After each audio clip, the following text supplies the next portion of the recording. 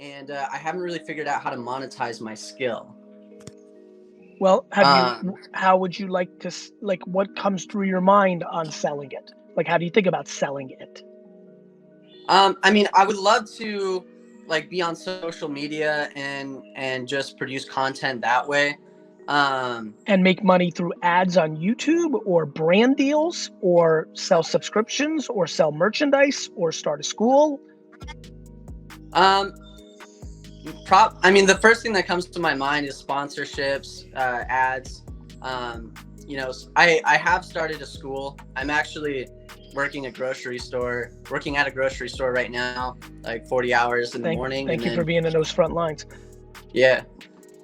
Tanner, I mean, you could start making YouTube videos and start getting ads from the YouTube videos tomorrow. Mm-hmm. You know, when somebody comes to you and they've never done martial arts and they've never really worked out, and they're like, hey, I want to be a black belt. Mm-hmm. Right? And even the fact that you just laugh that way, what goes through your mind immediately, because you know your craft so well, is like, okay, buddy. Like, and right? And like, you know, people say to you, like, they mean it too, right? Like, they roll up and like, dude, I want to be a black belt. And you're like, awesome. Are you ready for 15 years? Right? Yeah. That's kind of what you're saying right now about monetizing through being an influencer. Gotcha. Like, it's fucking work. Yeah. Now, you may have the natural talents. Yeah, exactly. Mm-hmm. Like, you know this. Everybody wants a shortcut in their martial arts. Like, yo, bro, can't I just watch a bunch of videos? Fucking, like, right? Yeah. Yeah, okay. So it's just all about the grind. That made sense to you, right? Yeah. Like, yeah, 100%. It's a lot of work, bro. I've been making content every single day, hard, since February 2009. Gotcha. And that was after I fucking worked 15 hours a day being an entrepreneur in a store for 2009 for 11 years. And that was after 22. And that was after really being in business since I was for 8 years doing baseball cards and making $3,000, $4,000, $2,000 a weekend selling cards as a kid and having that skill. And that was after 14. And that was after 7 years of being 7 to 14, doing things like washing cars, shoveling driveways, singing Christmas carols for $1, starting a mini flea market, a mini golf course in my friend Robbie Turnick's backyard, you know, hustling. Yeah. This is fucking 37 years of work in the making. 37 years going hard, not kind of. You know, think about how hard you work at the grocery store, 40 hours. That was 3 days of my work week. Yeah. Like, hard. Yeah, no, I feel you. I'm, you know, on top of that, so I get up at 3 a.m. to work at the grocery store. And then once I'm done, after that, I'm working on my karate school. That's hard. You know, so it's like, you just... I'm impressed. Start putting videos on YouTube for sure. Okay. I think TikTok is the fucking golden goose right now. Yeah. I would make 2 TikToks a day about your karate stuff. It will work. You'll be shocked. You know how your mom put college on a pedestal and it fucked you up? You're putting influencer dynamics on a pedestal of an ideology of how you see the world, and it's fucking you up. Yeah, it is. I know. And I know that. And I know that. And it's the worst part because I'm just good like, news. God, I know I it just too. don't want, I just don't want to be like that YouTuber. And it's like, and I know my value. I know my worth of like who I am as an artist, because I hear it. It's like, I've never had. Heather, I know you do. Guess what, Heather? I want to make garage sale videos to help people learn how to make from $0 to $100.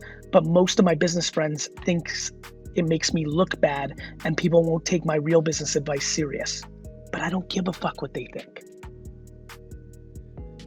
You're repeating your mom's mistake on your own self.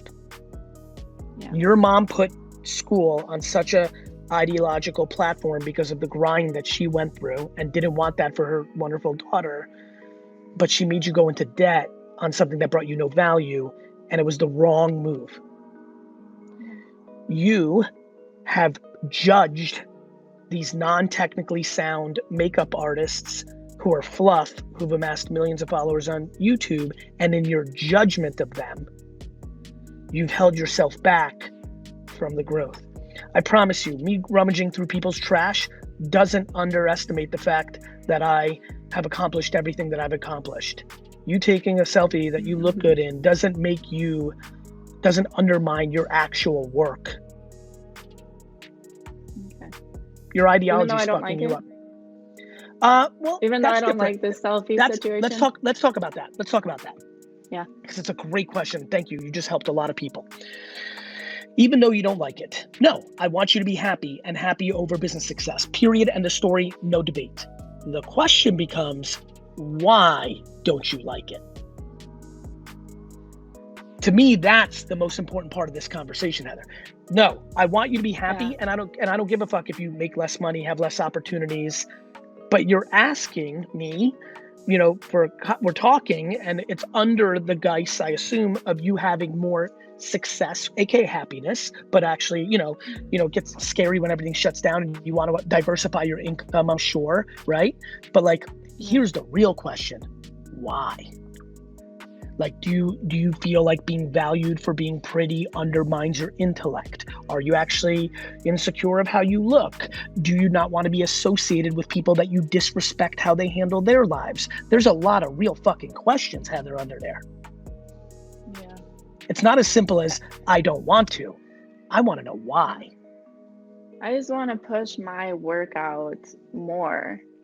So do more. Post 3. Just... So post 3 times a day with 2 works and 1 you. And oh, by the way, you talking about which coffee you like, you humanizing yourself will lead to so much more opportunity, which will lead to people more seeing your work. I'm tricking fuckers into being better people by disguising myself as a business person.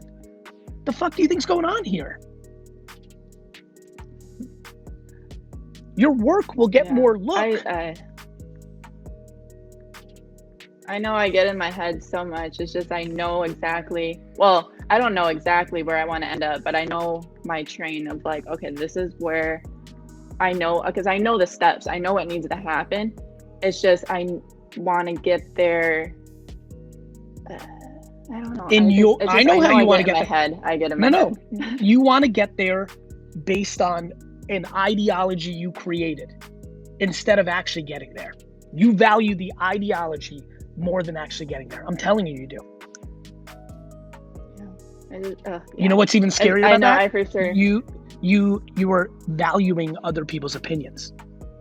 Yeah, that's my issue too. I know.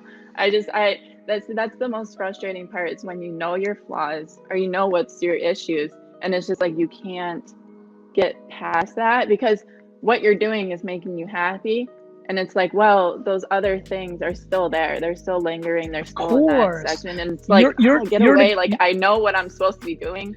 Don't pay attention, people, which my opinions of other people, I'm forget it. I already told my mom, my mom out of all people, all right, bye, see you, More importantly, I think there's an underlying judgment you have towards those other people because you were blessed with talent. So you're judging other people, which then makes you susceptible to being judged.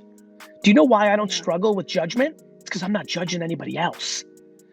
And then you're spending time looking at their channels and their posts and fucking judging the people for liking it. Support. I'm I like that video. And it's very completely the creative fantasy, crazy makeup. It's a complete art. I love everything that they do. It's more of the side of when I have a client sit down in my chair, oh, are you a YouTuber too? Or, oh, do you do your, how do you do your makeup? Heather, do you do the craziness? Heather, no. Heather, I've successfully operated and built 2 major businesses through blood, sweat, and tears and a fuckload of smarts. I have been one of the wiser, more strategic investors. I have systematically been correct about so many consumer trends over the last 20 years at the highest levels in the world. And almost everybody rolls up at me and they're like, 2 friends roll up, they're like, Garyvee, and the other friend's like, who's this? He's like, oh, that's that motivational speaker on Instagram. I put nothing but fucking W's on the board for 20 years, and I'm the motivational person on Instagram. He's that funny guy that sells trash on TikTok. That's literally what people say. Who gives a fuck? Right. If you know who you are, what the fuck does it matter? Right. You're way off on this. You're way off on this in a real good way because you're super close. Okay. I'm pumped. You're way off and close. That's why this is fun for me. You're I know way I off, am. I know but you're I am. close. You're close. You just need to drop this one. I'm a motivational speaker to 90% of the people. It makes me throw up in my mouth and want to go to sleep. I'm a motivational speaker. I'm fucking an executor at the highest levels who happens to be motivated and optimistic. You're not a fucking YouTuber. You're a fucking big time talented makeup artist who happens to make fucking YouTube videos. Enough. Who gives a fuck what Sarah from Minneapolis thinks when she sits in your fucking chair? Right. Fuck Sarah.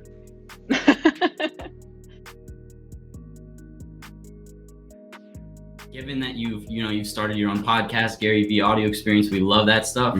What would you do if you had zero pre-existing social capital? You were Beta Gary and you wanted to just launch a podcast. We have a lot of listeners who are interested in starting again. I know they find a lot of value. I did it on February 21st, 2006. Yeah. It's called Wine Library TV and 9 people watched. So what can you do to grow? You know, like that's aside from like just producing content. By being, so there's 2 things. There's the biggest thing that will help you grow is something that allows you to grow sustainable, which is putting out quality content. And quality content doesn't mean the production quality. It means other people on the other side find you funny, smart, interesting, entertaining, period, and a story. There's always ways to be smart about your post-production and your distribution. It's called making the content contextual to the 15 websites that I talk about fucking every second of my life. LinkedIn and TikTok. The reason I bring up LinkedIn and TikTok is because there's organic reach. But that doesn't mean that if you don't have dollars, that Facebook and Instagram are scary good. The ability to do what I did on Twitter still exists. Go into Twitter, search the words of your subject matter, and literally reply to every human that's on there. Are you willing to do it for 14 hours a day like I did for 4 years with limited results? Most people don't have that conviction. Most people don't love what they do enough. I don't want people to do things for 14 hours and burn out either. Put in 3 hours, but most people have put in 0 hours. Ask Joey, most people have put in 0 hours of going into Twitter, searching the conversation and replying to 40 people. 0. Very true. People have audacity and expect that people are just gonna follow them. It's audacious.